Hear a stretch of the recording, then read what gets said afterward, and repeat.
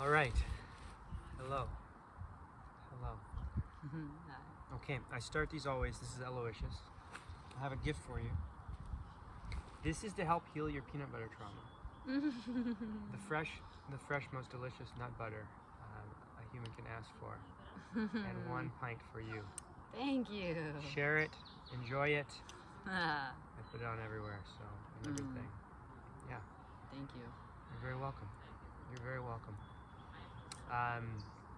We're sitting here on at the Lookout Arts Quarry, originally land of the Nuhaha Coast Salish tribe, and here with just a couple questions to explore in this journey. And feel free to just kind of flow wherever this goes. But the first question is, what has your journey to live in your truth, your integrity, and your authenticity looked like?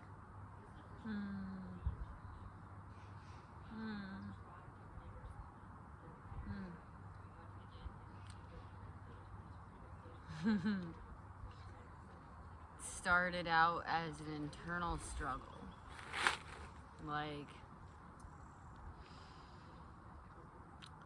trapped inside my own, like, mind and thoughts, afraid to speak my truth because it, like, wouldn't be held or heard, or it would, like, hurt somebody or offend somebody.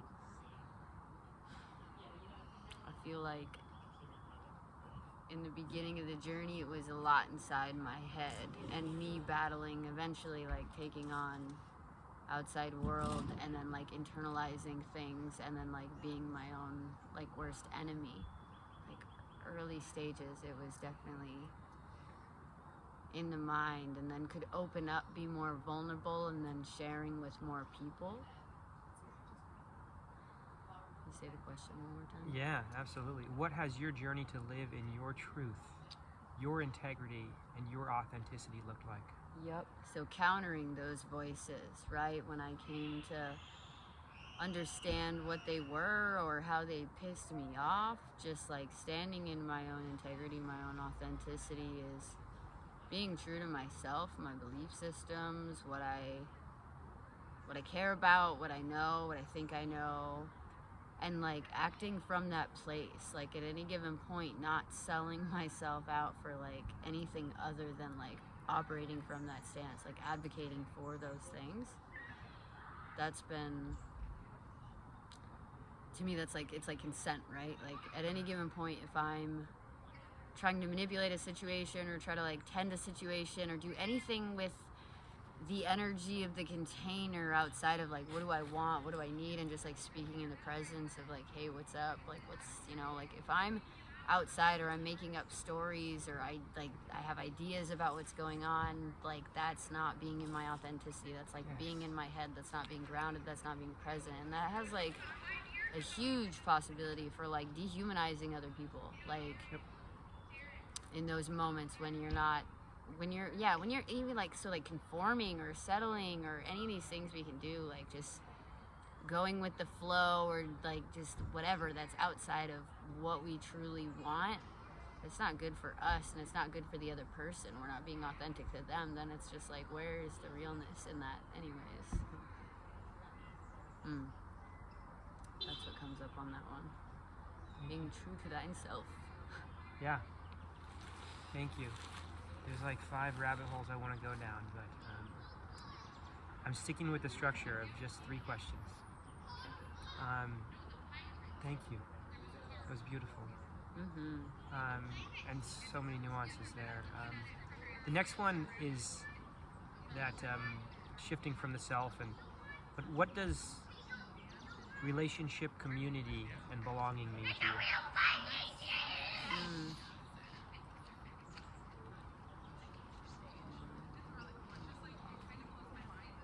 Well, community is a birthright, and I know that, and colonization has done everything in their power, like, to make us hyper-individualized. They can sell us back an identity and whatever. So it's like, community, like, that's shit. Say the sentence again? Yeah. What does relationship, community, and belonging mean to you?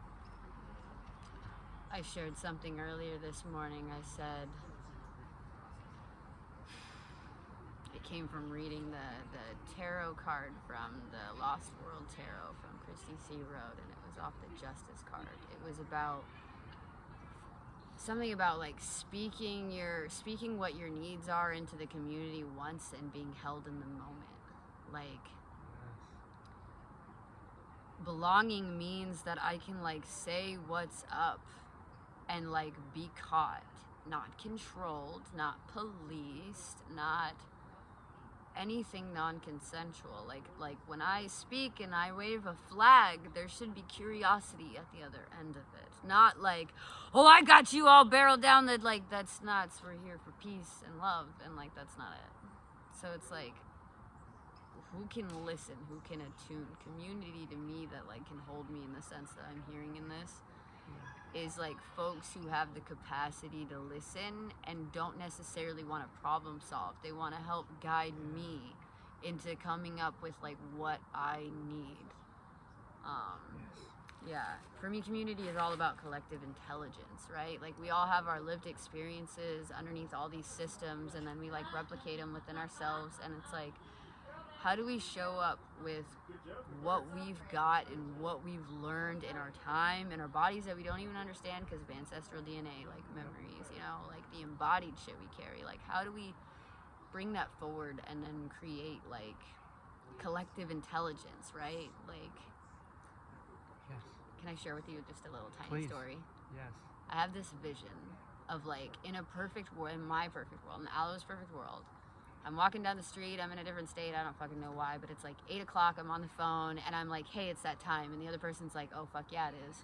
And we just get off the phone, and I see a backyard, and I just start walking into the backyard, and people are preparing a fire, and they're like, can you grab that wood? And I'm like, yeah, and I just help, and there's a fire. Everywhere at night there is a fire, and we come together, we talk about what the fuck happened in your day, what are you excited about, what are you holding? Like, nobody goes to bed at the end of the night, like, with all these things that they haven't been witnessed in or seen or feeling alone. Like, we come together, and the other thing is like when we're learning and we're growing and we're developing, like we have this culture of like, oh, I had it hard, you have to have it hard too. No, it's like you could take like 5 people and have them all be subjected to like the same experience, right? Spread out across time. It's gonna happen to this person and this person and this person. You don't say anything to anything, but nobody ever talks.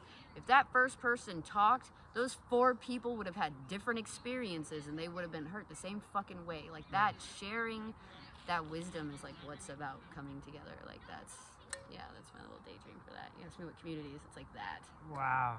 That just hits me in my body I feel sadness for myself, for all the ways that I felt I had to do it alone, and I couldn't ask for help, and I couldn't even surrender the internalized perfectionism that I've held for myself that could open me up to even just seeing the good in another and learning from their experience.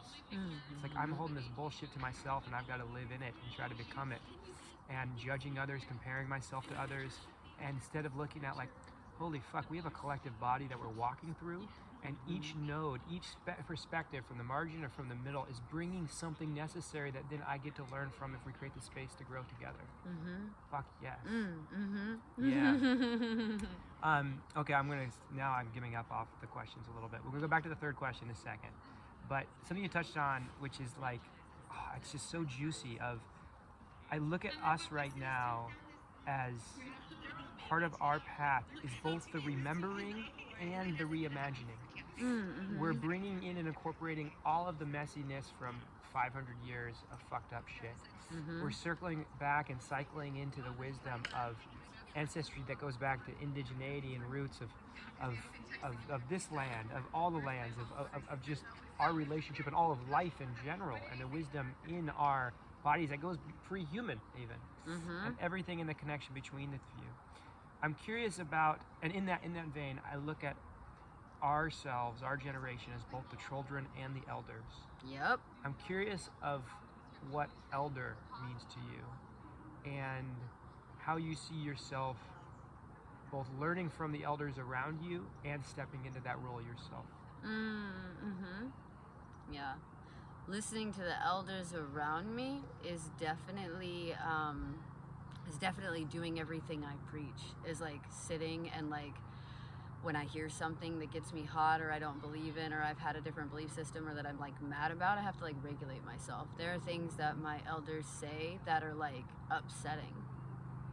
It's real. The truth is very fucking uncomfortable, you know? And so like that's a huge piece. That's like humble pie right there. Like that's the we're listening, right? Because we're here to learn ultimately, right?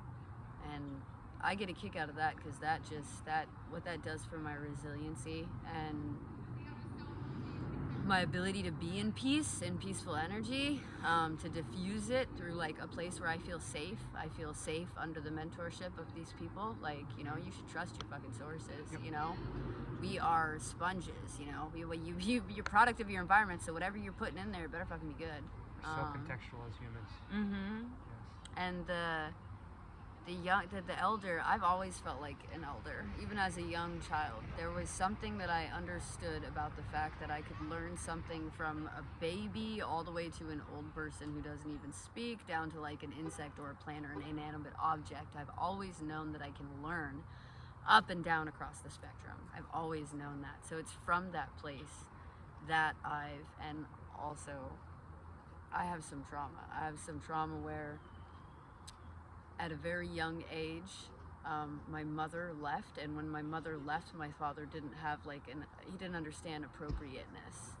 And so I was suddenly the woman of the house, therefore I had to do everything women do, and I'm just supposed to have all this intelligence because I have this between my legs. That wasn't exactly how it panned out for me.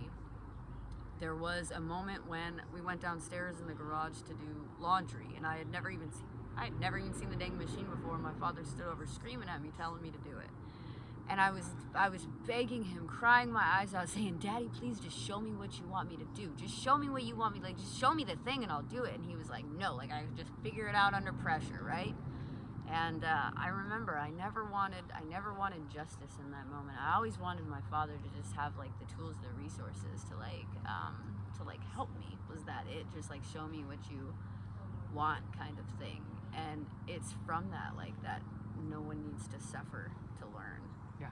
Is part of my ancestral energy. Like, it's kind of infused in my trauma and carries with like it memories from before me that really embodies this, like, teaching is important, learning is important, learning to teach is important. Like, I've just kind of always had that. And mentoring is something I'm passionate about. Like, I get mentored up and down, and I seek consent. Like, I speak to people and I'm like, hey, I'm not gonna be like tracking like power dynamics of age or whatever. Like, that's not there. It's a present thing that's like exists, and I want to name that I'm older than you, I've lived for longer, and like you're younger than me, but I like actively want you to mentor me. Can we talk about that? Yes. And like being in dialogue about like what that looks like to be a young person mentoring an older person, or an older person acknowledging that, hey, I'm mentoring you. I just had a conversation with my friend about, I was like, hey, I feel like I've lived a lot of life, and I have a lot of like ways that I'm going to be able to like influence you, like in a good way, like support you and share a lot of wisdom. And I said, but like, I want to be real about time and life, and there's going to be a time when this flips. I just want you to know that. I just want to like let you know, like, it'll come where I'm going to be mentored by you, right? You're young and you're getting all this wisdom that I only had up here, and then you're getting down here. There's going to be a time when it flips and you start teaching me shit. So I just want you to know that's coming. Yeah. Mm-hmm. Fuck yes. Yeah. And you're helping the youth grow in their capacity to grow. Mm-hmm. And that's half of it right there. Once that unlocks, it's like exponential. It's like we're learning we're learning how to learn. We're healing how to heal. And I'm showing them what being in right relationship looks like with a person who is older than you, that is not taking advantage of you for some certain way or their benefit, or there's no sexual intimacy or what. Like, it's not that. And it's like even if like a crush came up or something developed, it's like we name those things and we name them, but we like there's maturity, and there's social and emotional maturity, and that's a thing too. And it's like, that's not what this is. Yeah, I'm very clear with like the people that I relate with. Yeah. Mm-hmm. That's so beautiful. A lot of that touches on this last conversation, which is kind of around deep inner sovereignty and relationship and staying true to yourself. And it's kind of, how do you integrate the first two questions, which is being in your truth, your integrity, your authenticity, creating the boundaries where you need to, creating the spaces, saying no, saying yes, naming everything that comes up, as well as like opening up to relationship and community. And we've talked about this throughout today of filling our cups before others, but there's this balance and this weaving of serving ourselves to serve others, and I could just pick up on beautiful responsibility you put on your own shoulders, which is what's needed today. And how do you balance that with making sure that you're taking care of yourself and always being true to you? And you've touched on this a little bit already, but just curious of what comes up with all of that kind of framing and what's alive as kind of that comes out. Identifying my needs. Identifying my needs. In a world like this, where they've gone around and colonized the culture out of everything to create this melting pot so that they can sell identities back to us, like what we're interested in, what we care about, like, but through dopamine receptors, right? And no guidance for like what you actually, like intrinsic motivations, right? I think it's for all of this, my work is knowing myself. That self-sovereignty, that peace, that freedom, that fucking whatever, like it's gonna come from knowing myself. And I think it's really scary and hard to like look inward and be like, what do you want? What do you want? What brings you joy?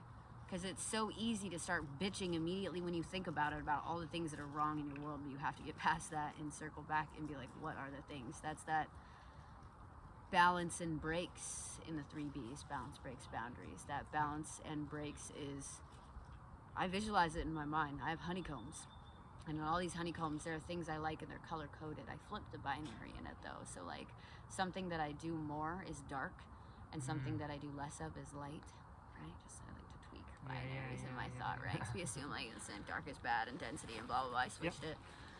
Keeps me sharp. But I see these things color coded. I can like just imagine this image of all the things that I enjoy that bring me pleasure, that I need to do, like my rhythm. Some things happen in seasons. Maybe I like to pick berries and string them up at a certain season. Maybe I like to go to the mountains when it's like snowing. Like there are things we enjoy doing at seasons, and like those are things to attune to. Like what are your seasonal patterns? What are your habits? Like those are things we need to create for ourselves. We're cyclical creatures, and also we all have body stores in like trauma stores in the body, and time isn't linear. A lot of people experience like trauma memories. They're like, oh, you know, this part of the season or whatever, this always comes up, and they go through and they do all this stuff about like avoiding certain situations or whatever, but not like creating a container to like tend to that thing when they know it's coming or something like that. Like I, before a trauma trigger of something, like had a car accident, same time around every year, whatever, like stuff comes up around that. Leading up to it just before, taking time to sit with that before the event actually happens and having it in my full awareness so I don't have surprises when things are like, whatever. It's like getting grounded in that. Knowing the self. It's like you have to figure out what you want, what you need. And in this world, it's hard to figure that out, right? And a lot of times we need other people. That's like a hard piece too, is we need community. We're like, where do we access these things, or where does it feel safe to like express what I want or need? Like these containers have to be created. Curiosity, like Oh, there's so many good shit, so much good shit there. It's like when I think of my journey, I had got into community building work before I recognized there was healing I needed to do to be able to show up the way I wanted to show up. And it was all about knowing myself on a deep level. And then as you're weaving in what you're sharing, we only are through relationship. We're fucking human beings. We're alive. It's only through relationships. And we're only healing through relationships. So we need the relationships to practice it. We need the ones to shift old stories and old patterns by doing things differently, and we need all of that to be in our life. And so we can't go hermit our fucking selves and then step into some new way of being. We can find and grow an awareness of things, and like I think of people, you know, a plant medicine journey or going into a deep kind of like reflective meditation, you're finding some things out, but to really bring it into your body, it only happens through relationship. And so community, right? Like grief, I believe that there's like certain patterns, or like I call them spells, but I believe there's a spell for grief, and to move through grief, right? Number one, you have to like, well, a thing happens, right? And then you know the thing. You come to understand the thing and you like, oh, I know the thing. Like, this is the thing that I need to grieve, right? And then being witnessed. You can't move through grief without, you cannot validate, we cannot validate our own existence. I know this. No matter how hard you try, no matter how cool your fucking brain is, you can't validate your own existence. Like, that is another human being's like role in grief. And you get witnessed, you share, you have to move it. You share your grief and then you are witnessed in it. You are validated or critiqued. You have safe people that you've established because you've built networks for doing this. You've like worked to the point that this is a habit and a rhythm that you have that your friends are familiar with and you do. I know it's true and it works because I fucking do it with my friends. Like, you get witnessed in your thing, you get like held in your whatever, you can move rage, you can move tears, you can be real sad that you can't even fucking cry about it even though you feel like you want to cry, but you can be witnessed in these things. And then the last piece is move, physical move sound, move your body, something, because mind forgets, body remembers. You have to physically like move with energy. You can't bottle it up, keep it small, whatever. It can't just be talking. You have to express. Your spirit needs it. That's like the spell for grief. So just I've called those tools the emotional release tools. Fucking shaking, screaming into a fucking pillow, fucking even just like tantrum, like all the different things, and your body moves through things, and we get lost and like we have to think through shit. No, a fucking emotion is not something to be told, to be put away or thought through or figured. It's meant to be felt. And that's where the somatic movement comes in and flow. And so yes, before you have words, you can make sounds about it. Yes. Holy fuck, I feel emotional from. There's this lens of we need others to validate us. That is fucking vulnerable. That is fucking terrifying. It's like, but it's so true.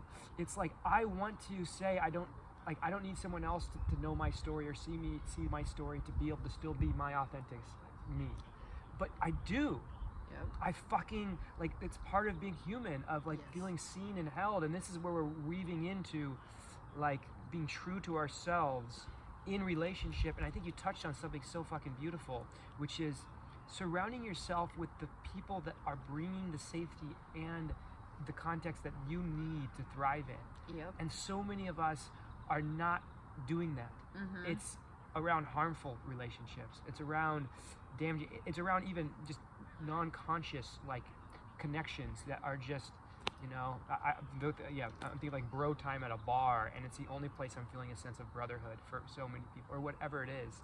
It's like intentionally thinking about, we as humans need that.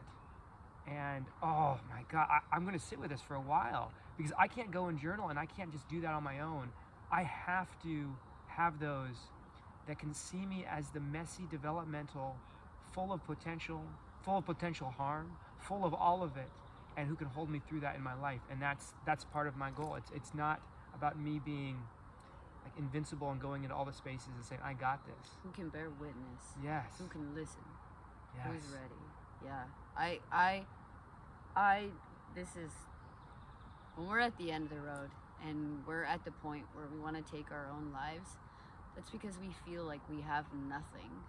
Like, we feel like for some reason we feel alone. Like, when people like they feel like alone or too much of a burden or something, it's like all of that, everything that I see at the end of like I fight every single day to stay alive. And what's at the other end of that is like, people tell me they love me, they tell me I'm important, they tell me I matter, but they don't show up. It's like, how are they managing their time and energy and balancing all of their stuff to show up for me? How are we all doing it? It's like, I keep ending up isolated because we're not like managing these things. And then so like for me, it's a daily basis to like stay alive, because I don't feel, very recently I've been feeling validated, but I have been waving flags for a long time, being honest, and been met with a lot of avoidance and a lot of like fragility like around me. And like now I'm starting to get some hooks in, like people are starting to pay attention, but That's personally, that's what I feel on the other end of that, is that I don't feel valid, I don't feel worthy, I don't feel loved, I don't feel needed, I don't feel necessary. Yes.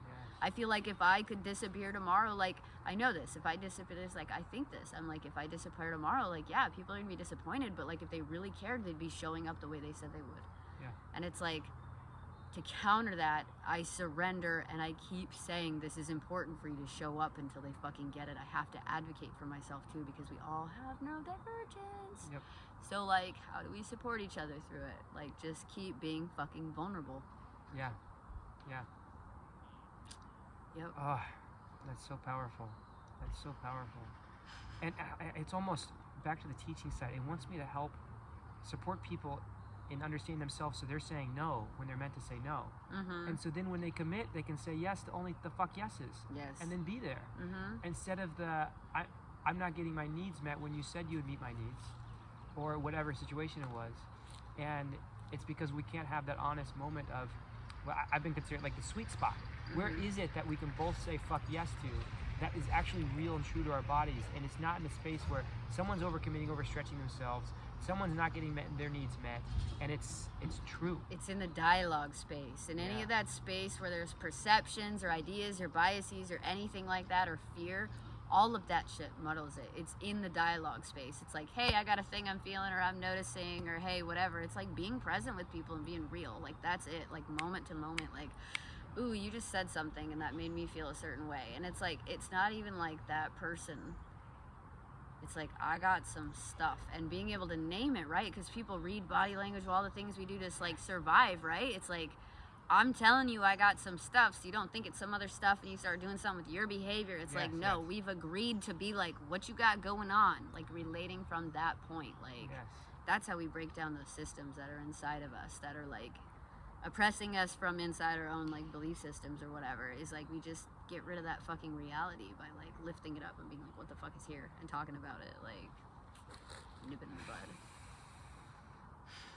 That just feels right to finish this on, so we can get some dinner and keep hanging out. Alo over here put on Radical Rest this week. Is there anything you want to share and introduce yourself? No, that feels, I'm good. I'm ready to food and eat. You can record me again later if you want to. No, this is fucking, this is it for me. Can I have a hug? I want to come in the other side this time. Yeah. You got to go in last time. Yeah. Oh. Yeah. Here we go. Yeah, there you go. Yeah. Oh, I haven't been on this side of the hug yet, so thank you. This is my COVID-friendly hug. This is one where I feel like I don't have to worry about anyone's mouth breathing on me. I don't feel like I need to put a mask on. We're fine. This is good. Thank you. Thank you. So much love.